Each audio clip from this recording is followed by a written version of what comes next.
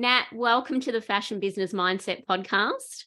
Thank you, Elizabeth. I'm so excited to be here today. Excited to have you.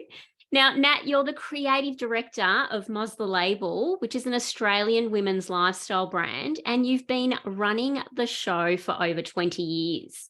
So to set the scene for our listeners, can you tell us a little bit about yourself and share where your fashion journey began? So I have to say that I feel this was my destiny, as I was literally born into this industry and I was raised in this industry. My parents started a brand called Dolly Dolly back in the 70s, which actually evolved into over 20 stores nationally. So I grew up watching them grow their business. My school holidays were literally spent swinging in the racks in the warehouse, running around, cutting tables, annoying machinists. Weekends, my mother used to go to all her stores to merchandise, and I'd be playing in the back stock room. And back in those days, she used to do buying trips. And, I was privileged enough to be taken on those buying trips. But at that time, I actually thought it was a bit of a drag. But I really had like a front row seat to how the fashion industry works. I was really lucky that I was exposed to that. And, at the age of 16, I worked in one of my parents' stores. At the time, the centre was called Centre Point. Now it's actually Westfield in the Sydney CBD. And I'd work Thursday nights and Saturdays. And I feel like my passion for fashion really started then. I finished year 12 and I got accepted into UNSW to do an arts degree. At the same time, I heard of the White House College. So I thought I'd apply, and I actually got in. I was so shocked. And I finished my degree and literally started working back in the family business. First day on the job, I was assisting the QC department, and I was measuring 3,000 crepe suits. At the time, my parents were working with a company, I don't even know if they're still around, called Rockman's. And I just thought to myself, there's absolutely no way that I just, finish studying for the last 3 years to do this. And as every aspiring designer, I decided to create a brand, and I called it Bebe Sydney. So I designed my first collection out of Lycra. And at the time, Dottie was like the store to be in. And with all my courage, I called the buyer and I got an appointment. So I went in with my collection. It was probably 10 dresses. And they selected this dress and ordered 300 units. Oh my God, I was so over the moon. I literally walked out of there and probably did the happy dance on the street. Wow. And from there, it literally evolved into seasonal collections. We were stocked at around nationally in the DJ stores, also at selected boutiques. And then I created another brand. There was a big calling for PM dresses at the time called Grace and Heart. And we were stocked in Myers because you could only do one or the other. And I guess, life kept going, and, I evolved in the sense that I got married and I had children. And I guess, my brand's aesthetic and vision also evolved, and it turned into Ministry of Style, and now it's MOS the Label. Amazing. There's so much to unpack there. So firstly, you weren't kidding when you said you were literally born into the industry. So what an amazing grounding. And sometimes it's not until, hindsight kicks in that we think, actually that was an amazing experience. How fortunate we were to actually be there, as you said, the front row and at the coalface, and seeing all of the dynamics of the family business and just absorbing that on a daily basis, and the buying trips. And it would have been amazing. But when you're living it, it's probably not so amazing, because you're thinking, oh, another trip, another, stint in the store. Like, really, should I be doing this? But I'm sure that it served you well. And the other thing that you mentioned was that first sale. I mean, I don't think there's anything like it, is there? Like making that first sale. So, selling those 300 units. and walking away from that meeting, as you said, doing a happy dance. I'm sure that was the motivation to keep going and take things next level. Totally. Yeah. Amazing. Now, so you really haven't dipped your toe in really in the early days. You weren't dipping your toe in. You were like going full throttle. You were developing multiple labels. So quite a dynamic business that you grew at a very young age. And as you said, there's a lot of twists and turns along the way. And before we dive into your business and it's, the dynamics of your business as it stands today, I just wanted to really dive into your journey, like as the founder. And there was something that really caught my attention. I've been loving your LinkedIn posts, and we'll talk about this journey of, sharing your story shortly. But your post, Nat, said, in 2023, I'm excited to be on a journey of investing in myself, listening to my inner self and evolving to become the me I want to be. I've learnt to be true and authentic to who I am on a personal level and a brand level. I would love for you to share with our listeners what this journey of investing in you has been like, and what was the catalyst? What actually motivated you to spend time investing in you? I guess when I describe myself, I say I'm a mother, I'm a wife, I'm a creative director, I'm a founder. I wear so many hats throughout the day. And, I guess as you grow, you kind of realize what's important and what does get you through the day. And I think, especially during COVID, is when that journey started for me. And I've definitely learned to invest in myself. I think it's really important. And I think it just makes me a much better mother, wife, creative director, founder. And I do this by, one way, I love to connect with like-minded women. I think it's really important to be around like-minded women. I love a story. I love hearing people's stories. I think it's all about sharing experiences and just learning from each other. I love to connect with people just in general. I love a good chat over a coffee and definitely over a rosé. I think, I've become a better leader, especially learning off other leaders who are experts in their fields. I love to learn how they run their teams. As my brand grows, so does my team. And I think it's really important to be a really strong leader. I'm surely not an expert in every aspect of the business, but I love to invest time into learning from other members of my team through courses, podcasts. I listen to a lot of podcasts, especially your podcast, Elizabeth. Thank you. Very inspiring. And I connect with different people and just listening to their stories. I think 2023, I really feel like I call this the year of post-COVID in our world. Yeah. And I've really taken the time to invest in myself. I'm part of an amazing group of women. I've just completed this amazing course, and I think we've all connected on some level, and we all support each other, and I'm really enjoying it. A few weeks ago, I went to the Forbes Women's Summit. I mean, just to hear these women's stories, so inspiring. You just walk out of there, I don't know, I get really excited by it. And I'm like, how can I learn from their stories and work this into my career, into my life? But I do feel like all of this is part of how I'm investing in myself. And I just think it makes me a better leader, mother, and person. Well, congratulations to you, Nat, for embarking on this journey, because it's not easy when you're juggling all of the things. You've got an amazing business, you've got an amazing team, you've got, your family life. There's a lot of things, a lot of dynamics at play. And it does take a commitment to say, okay, we are going to focus on me. It's going to be a little bit of me, a bit of investing in me and my development, and what do I need as a founder or as a wife or as a mother, or, you know, whatever our roles are that we take on. And it's no easy task, because it takes a big investment of time and energy. But no doubt when you're in it, you see these enormous, you know, breakthroughs and results on the other end, and just how it makes us feel and operate in the world.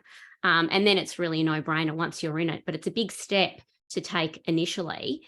You mentioned something, Nat, around strong leadership. What does that mean to you? So what do you see as, you know, something you admire from a leadership quality that you really want to take on and embody, you know, in your business? I guess the thing is, as I said, like, as our brand is growing and our team's growing, you know, I feel like I do need to lead the team. And you know, it's really important to me for all of us to have a clear vision, and I've got to lead that vision. And, you know, although I do love to work collaboratively with my team, I still need to lead them. You know, there are challenges that happen on a daily basis, and somehow I've got to navigate and workshop how can we, you know, solve these challenges and things like that. And you know, I guess other leaders, you know, have experienced these kind of things as well. And I guess learning from them, and I try to put, I guess, what I've learned and their practices into what I do on a daily basis. Yeah, amazing. And, you know, these innate kind of qualities don't just magically appear. We've got to work at it. And as you said, surround yourself with people who are really embodying those qualities that you want to take on in your own business. And we need that as leaders. We're often there to support our teams and others around us, and putting ourselves into an environment where we're going to get that kind of dynamic back for us to really invest in our development can be really, really powerful. So let's dive into what it's like to be the founder and creative director of, you know, Ministry of Style. How has that kind of evolved over the journey after, you know, you had your other labels and now you've evolved into this business? And I know there's been another iteration of the business through COVID, just like many of your fellow colleagues in the industry. We've all been through it. But yeah, tell us what a day in the life of, you know, running your business now is like, and what are the main focuses? What's on the radar on a daily basis? Look, I think I'm very lucky. I love my job and I'm very passionate about what I do. I am a Bondi girl, and I describe myself as quite a free spirit person. And I guess that's, you know, what the brand has been about since the day I created that. And I definitely want to tell that through my brand. You know, we describe the MOS woman as definitely a modern bohemian, free-spirited woman with effortless style, and we design with her in mind. The brand was Ministry of Style, and the customer and I guess, have evolved, and we have rebranded to MOS the Label. I kind of feel we've grown up together, you know, as my life has changed. Naturally, the evolution of the brand has changed as well. I feel like I've grown up with the customers to where we are today, and the rebrand came as a natural progression and, I guess, conscious decision to grow globally. And I guess, you know, we're really excited to be on this journey, from where we were to where we are today, and then where we will take this. I think it's such an interesting evolution, isn't it? As you've said, like the brand, you've grown alongside each other. So as the creative director, you know, you go through different phases of life, and so does your brand. But as you said, you've kept the customer in mind. You know, you've laser focused on who your customer is, and you design for her. What are some of the values? What are the values and the ethos behind the brand? So if we go into, I know that your brand is consciously crafted, it's socially responsible, you have that authentic femininity that comes through. There's that considered connection with your customer. Maybe talk us through, you know, how those values have evolved over time, and what's kind of, you know, right at the heart of the brand today. Part of our brand mission, you know, is to inspire change in the world. And we do this through our brand values. One of them is consciously crafted. I love sourcing like new techniques, embroideries, ideas for textile prints, through different cultures, and working with local artisans in the cultures and to develop these ideas into our collection.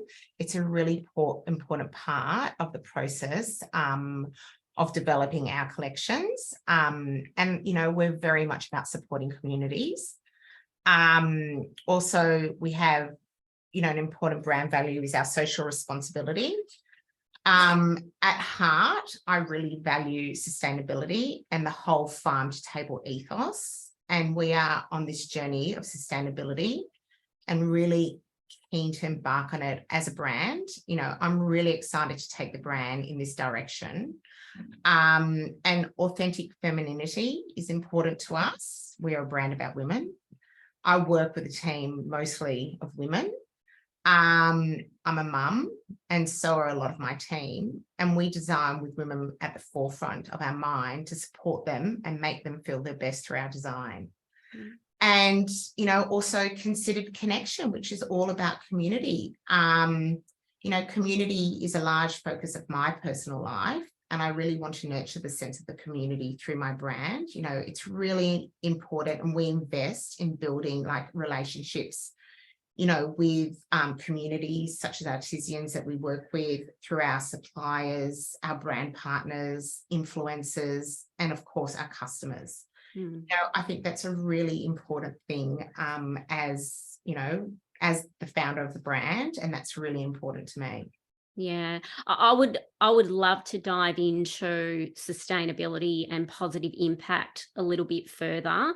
Obviously, it's extremely topical in our industry. And, if we look back over the last few years, it's one of the most significant changes that we've all had to embark on. And sustainability is a very broad term. And I guess, there's a lot of questions around sustainability. What is truly sustainable? We're even starting to change the language that we use, and it's more about conscious fashion and minimizing negative impact rather than sustainability. But of course, at the heart of that is, ethical sourcing and transparency and doing what we can based on, where we're at as a business. And I'm sure if you look back, Nat, from those early days in the family business to, what you were doing with your initial labels before MOS the Label, it's such a different world that we're operating in now.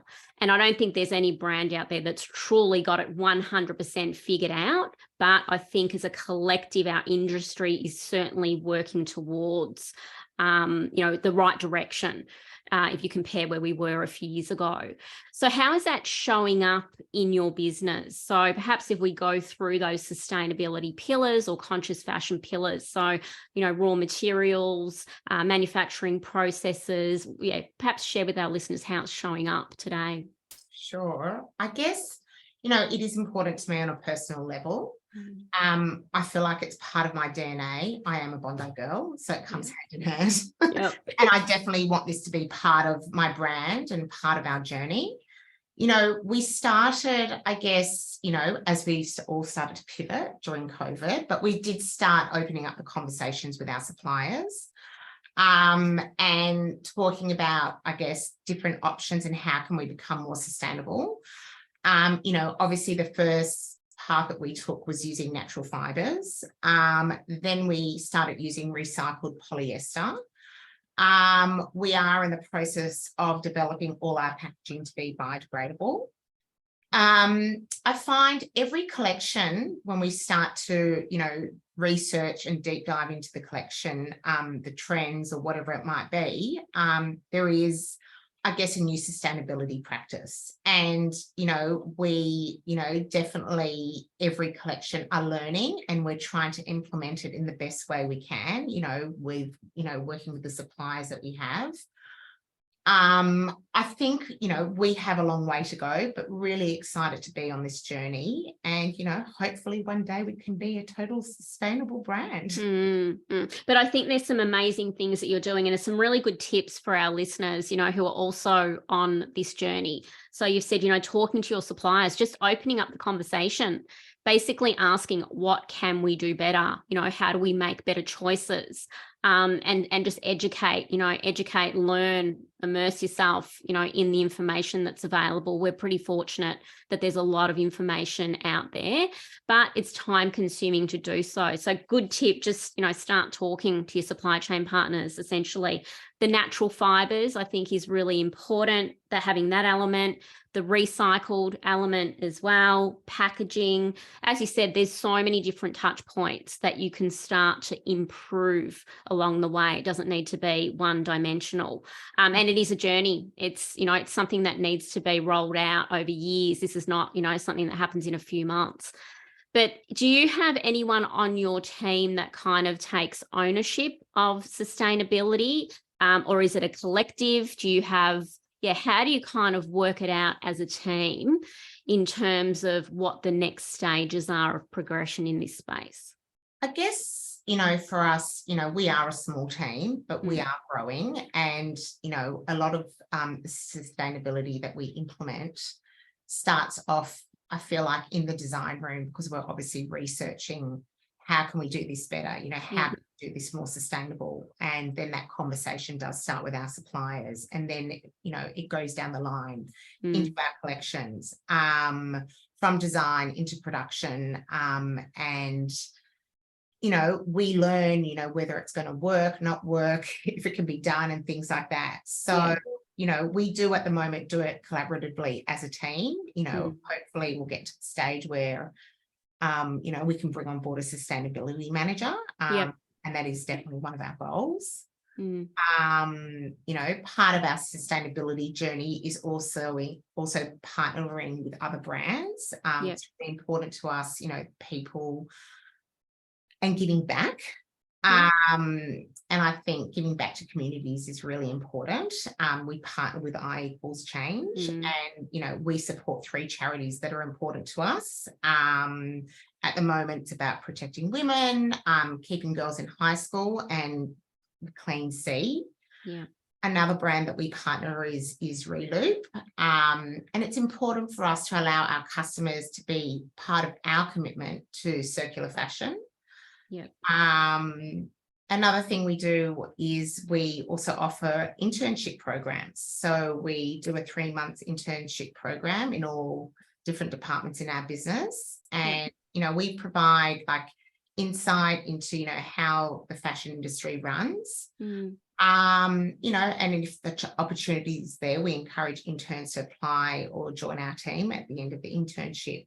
I kind of feel like all of this is part of our sustainability journey. Yeah, absolutely. I think that social impact element is just so important. And I love that you're partnering with I=Change. We had Jeremy Meltzer, who heads up I=Change, on the podcast. So our listeners, no doubt, will be familiar with that amazing, inspiring organisation.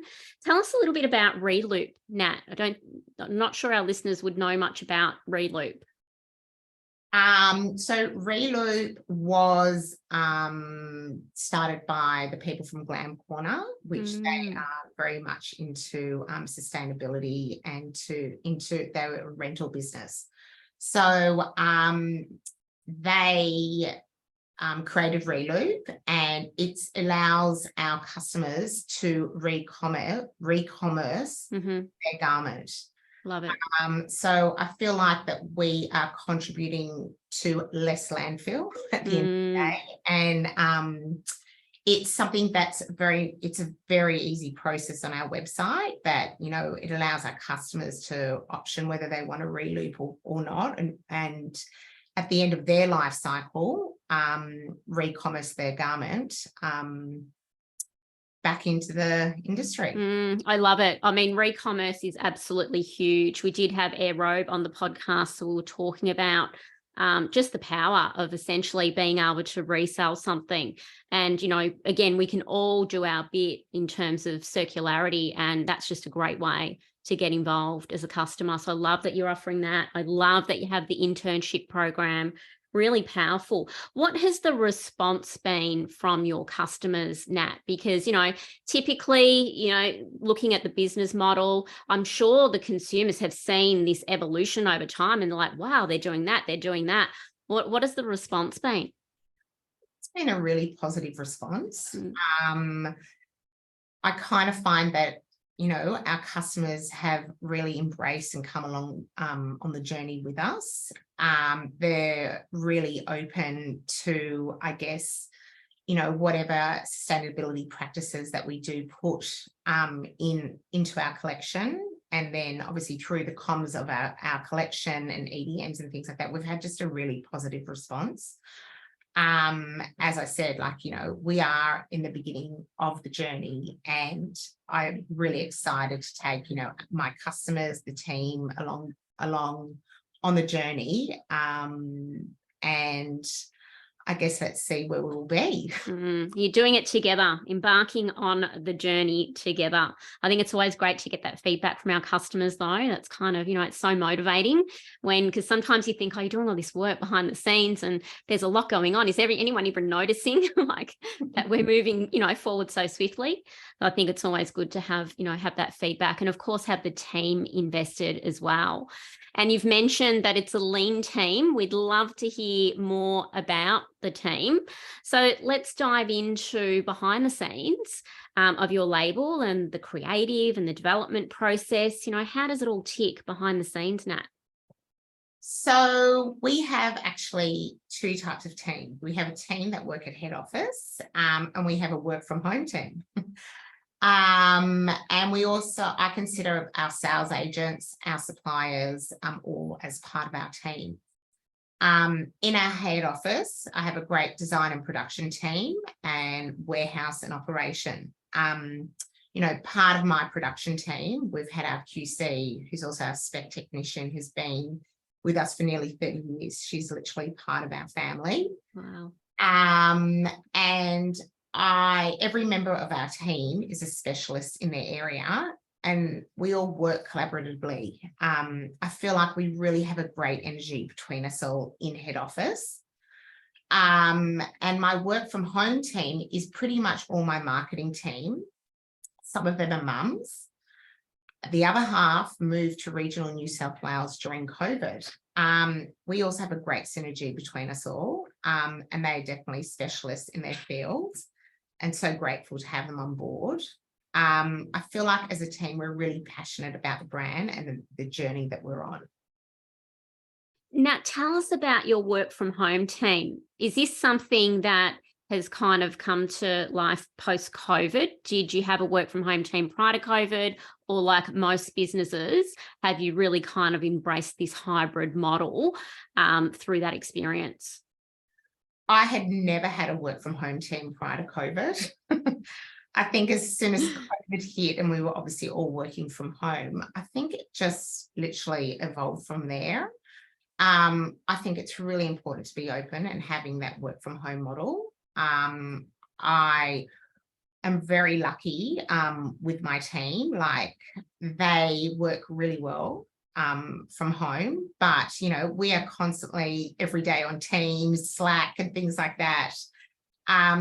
We set whatever the goals may be for the week, and everyone kind of goes off and gets their goals done. And I kind of sometimes think I'm actually more productive when I work from home as well, when you're in your own quiet headspace. Yeah. But I definitely think that's the model that's today and moving forward. I'm definitely a supporter of it. I think we've certainly proven to ourselves during the last couple of years that we can do things very differently. As you said, you may not have even entertained that idea a few years back. What do you mean? Work from home team? I don't think so. But now, we know that it works. I think that our hands were forced. We just proved to ourselves we could do it because we had to do it during COVID. Yeah. And now it's bringing a lot of efficiency to businesses and also a lot of flexibility to our team members. That might be their ideal working scenario, and they're able to do that. So I think it's great to be able to offer that. But you've got your HQ team as well. So you've got your team on the ground that's around you every day. And then you've got the work from home team. And as you said, you've got your extended team as well. So your agents and your manufacturers and everyone else that's around you to make this business tick. Yeah. So let's talk about how hands-on are you in the business as the creative director? And how does that beautiful product that's behind you come to life? And, sourcing partners and how does it come from, I'm sure, just the amazing concepts in your mind and your creative team's minds to those clothes on the rack behind you? Well, my role is creative director, founder, head designer. There's a lot of roles there. Sometimes my team thinks I can be too hands-on. However, I do like to be across, all areas, but I definitely do not like to micromanage at all. I'm involved, I guess, I research the trends, source fabrics and trims. I'm definitely one that signs off on all designs, colors, fabrication. I'm involved in all fits from design to production, sign off on all costings, PO and POs. I'm really lucky. It's been great as my marketing team has grown. Once I've briefed them on like shoot directions, they take it from there. And it's also been of recent, and it's really nice to hand over. I still sign off on the creative team for the shoot and obviously the money side of it. I do attend most shoots if time permits. I've also just managed to let go of managing our sales team on a daily basis. I'm definitely across the bigger picture. Operations and warehousing and accounts, it's run by family members. However, I am definitely across it. The process starts off, I guess, with trend research. Then once we've identified the trends we feel that are on brand, we dive deeper into colors, fabrics, and trims. We look at key shapes for the season and past bestsellers. From the research, I get inspired by either a motif, an embroidery, a vintage garment, a tile. It literally could be anything. And that's where we start to create artwork for our textile prints, embroideries. I love good embroidery. And all of it is developed and designed in our head office in Sydney, which you see right behind me. And, I love this part of the process. We put it all together and it evolves into a collection. It's not as easy as it sounds, but it does happen. We're now working with Northern Hemisphere. And so I guess, this is something that's new to us. And we also need to ensure we have the right options in the collection for their season. So, we are learning. It's challenging to think Northern and Southern Hemisphere, but I feel like with each collection, we learn what to do and what not to do. And we're definitely getting better at it. I guess once the collection is in full swing, we start to brief our marketing team. And from there, they start to work on, shoot direction, comms around the collection, influencers that they want to collab with the season. And it definitely is a team effort. And it goes from there. Yeah, you make it sound easy, Nat. But I know it's not. No. But congratulations on the expansion. I mean, as you said, it's not easy. Northern Hemisphere, Southern Hemisphere, it's always a lot to juggle. There's all, just a typical fashion model. There's a lot of different dynamics at play in terms of timelines.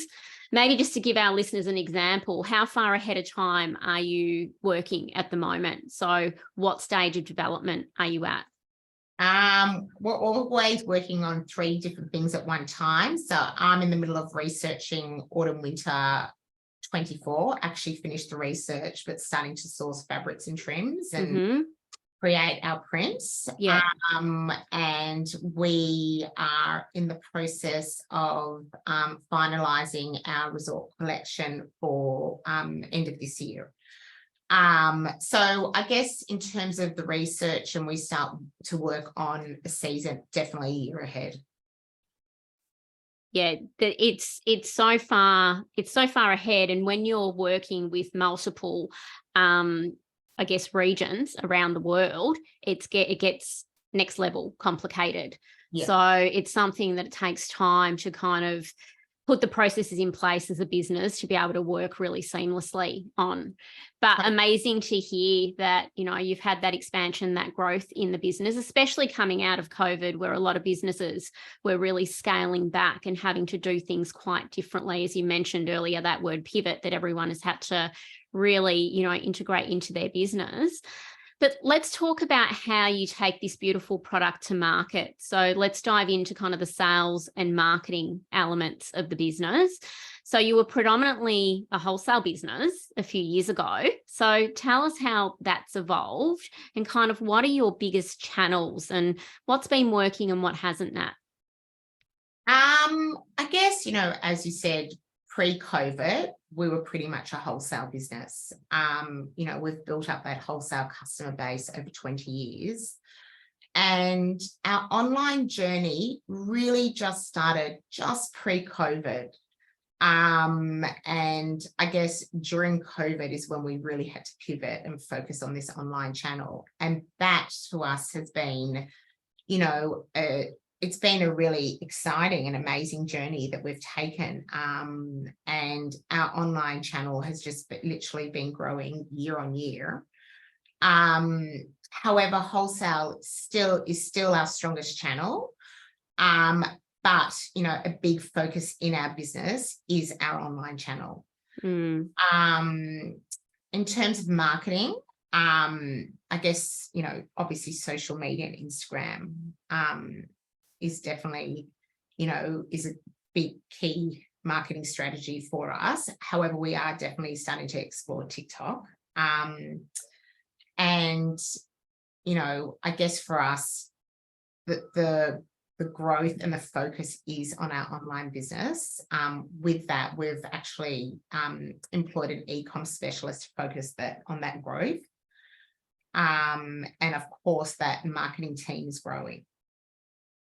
So quite a lot of changes there, Nat, in terms of, focusing on that direct to consumer channel. Was that a difficult decision to make when you first embarked on going down this path of growing that channel? I'm asking that question because I've worked with other wholesale businesses and it has been quite a difficult transition for a whole host of reasons. Was that difficult, that decision to make, and have there been any bumps in the road along the way, or has it all been basically smooth sailing? I guess we're kind of a little bit forced to go down this online path during COVID, when obviously you have all this stock here and all the stores are closed. So what do you do? So I guess we, had to learn on, how do you create this online channel and grow it? And at the time, I only had one person in the marketing team working with us. And from there, it's actually grown to 4 people now, which I'm really proud of. 100% there were challenges and there were things that didn't work, and, you learn from those mistakes and, I guess you try and do it better the next time. I feel like, this online channel is still in its infancy, but, it's only been 2.5, maybe 3 years. But it's definitely a channel that we're focused on growing. And I just think, a wholesale business and an online channel just go hand in hand these days. Yeah, I couldn't agree more. And it's great to hear that you have resourced up accordingly. So you have an e-com specialist, you've got a marketing team now. And I think that's something, it is that shift in structure, in the infrastructure in a business, going from wholesale to direct to consumer, that sometimes is a little bit of unknown. You think, oh, who do I actually need on my team? And it's usually more than you anticipate. You think, oh, I need someone for socials. I need someone to do the email marketing. I need someone to do, it's actually quite multifaceted. It's not just a matter of, whacking up your direct to consumer website and you're in business. It's a big investment and it takes time to gain that momentum. What excites you most about the e-commerce space? I guess, what I find really exciting from where we were just before COVID and during COVID, it was a really small channel for us. And it's really grown, and it's growing year on year. And I've really learned about this space and I'm excited to see, where it will grow as well. I'm just really proud of us and our team from where we started to where we are today. And, I I still feel like I'm learning every day about, digital marketing or, social media strategies, things like that. But it's a really important part of our business. Yeah. And I'm really excited for this space that we're in now. Yeah. Look, e-commerce excites me as well. We had Jay Wright, who's an e-com specialist, on the podcast, and he works with some amazing Australian brands. And he was just talking to us about the growth potential. And I think in particular, when you've been in wholesale for many, many years, it's kind of hard to get your head around the scale that is possible. And he was talking a lot about Facebook advertising and just that one channel alone that can be such a game changer in a business. So I just think it's an exciting space. It's predicted to keep growing, even though we had this little bit of, slowing down, of course, when everyone was back out at physical retail post-COVID. But it's certainly an exciting space. So glad to hear that, you've got an amazing dynamic team who's going to be taking that next level for you. What about the wholesale side of the business, Nat? What did you experience there? I'm sure it was challenging like everyone else through COVID. Has that kind of, stabilized again for you? You mentioned that your agents are an extension of your team. It's been the heartbeat of the business over many years. Yeah, how is that all going? We were really lucky during COVID, even though a lot of the stores were closed. We had really supportive customers that we'd worked with for, for a long time. And I think we just all worked together to get through it. A lot of the stores that we work with, obviously their online stores started and grew from there. And, once the stores started to open up again, I think slowly things started to move along and become that new normal. And, obviously, unfortunately, there were some that kind of didn't make it through to the other side. I feel like, that wholesale channel is getting back to, I wouldn't say what it was before. I think it looks a little bit different now, but, it is getting back to some sort of normality now. I guess, supply chains are running a lot more smoother than they were in the past, over the last 3 years. And I feel that wholesale channel is definitely growing within Australia and also for us in the Northern Hemisphere. It's great to hear that there's still growth there, because I think as an industry, if you look at all of the, the industry reports and data and stats, wholesale is predicted to slow down over the next 5 years. But there's certainly many brands and businesses out there that are going against that particular stat, and there's still, exponential growth that's happening within a business. So it's good that you've got, that opportunity across both channels and able to really maintain those amazing partnerships that you have got, with your extended team in every state that are really, ambassadors of your brand and, really supporting the distribution of your brand. So, Nat, let's dive into key milestones. You've done so many amazing things. You've shared so many amazing dynamics of how your business operates. But if you were to look at, a memorable milestone and what you're most proud of, if you look at your team, look at the business, what are you most proud of to date?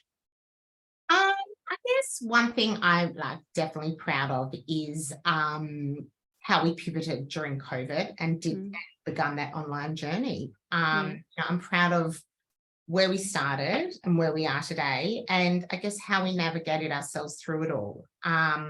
This space was so new to me, and we have been growing year on year and definitely focused on scaling it up.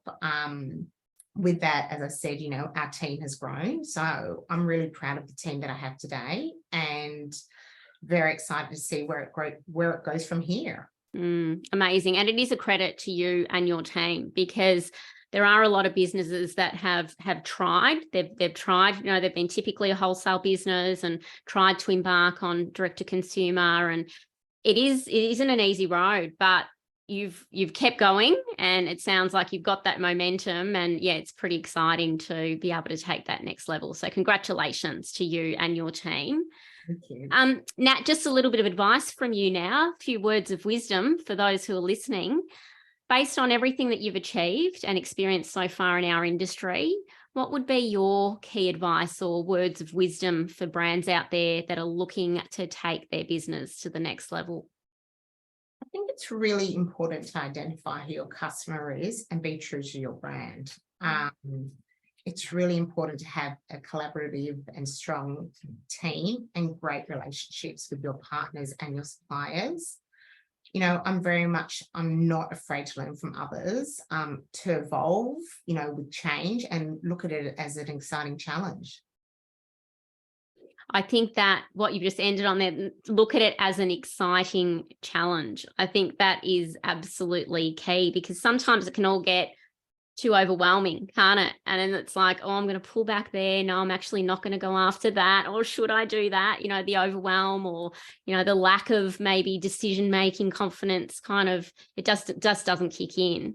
But I think it's definitely coming at it from, a positive mindset and, that kind of return on resilience that we need in our industry. Now, Nat, no doubt, as the founder and creative director of your business, it's dynamic and no doubt it's demanding at times. What's it like for you outside of business hours? What are some of the regular practices and routines or support systems that you have in place around mindset and well-being that allow you to operate at the level that you do? I guess mindset and well-being are definitely very important to me. I find when my cup is full, I'm a better person, mother, wife, daughter, friend, team leader, creative director, all the hats I wear in a day. And I definitely have learned I need to invest in myself. I definitely have a routine that's not negotiable. I'm up every morning pretty much 5:30 a.m. I start my day with a hot water and lemon. And I like to drink it in a quiet space. And I find it, it's almost like my morning meditation. My Hey You app's on, my long black is ordered, my chin is thrown on, ear pods in the ear, and I'm down at the beach walking and listening to a podcast, many of your amazing podcasts. Thank you. I tick off, 10,000 steps in a day, but listening to that podcast, and I really like to be inspired for my day.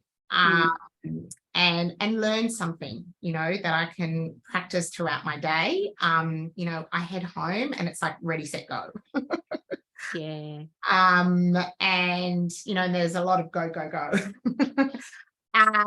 Another practice I've just added to my daily routine, which I've just learned through this really amazing woman called Tori, through a course that I just did with her, is in my shower, I drop a couple of drops of lavender oil on my hand, rub my hands together and just inhale.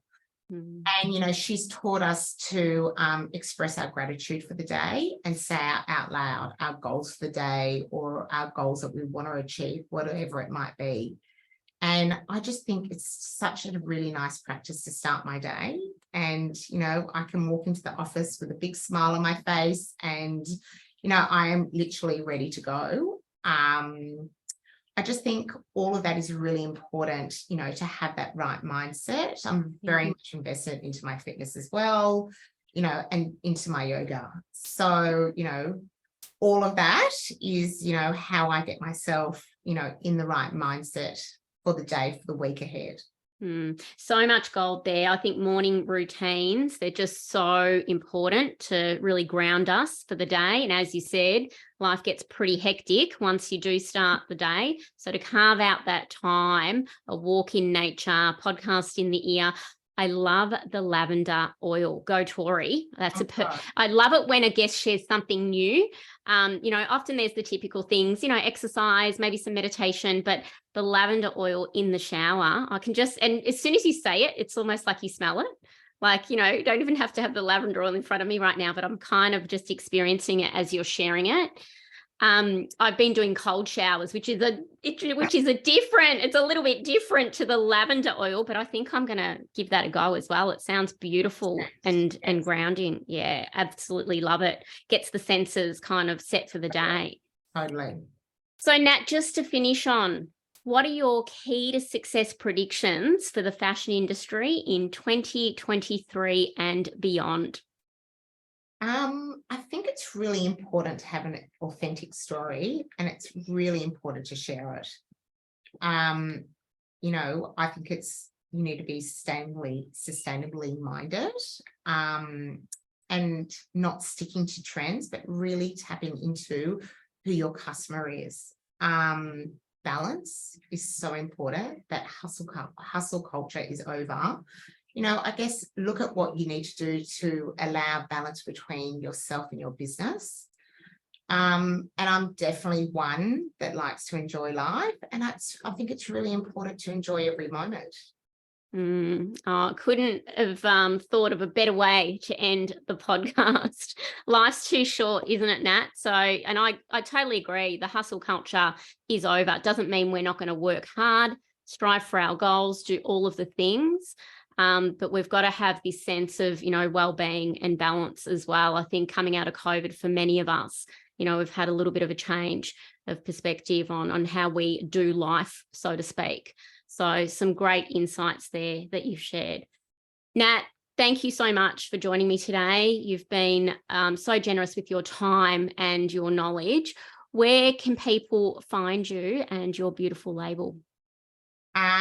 You can find us on mosthelabel.com and on our Instagram handle, MOS the Label. And I guess watch this space. I really appreciate you having me on. I've really enjoyed it.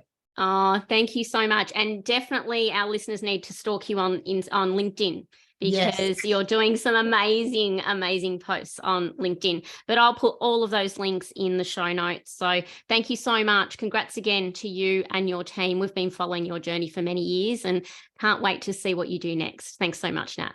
Thank you.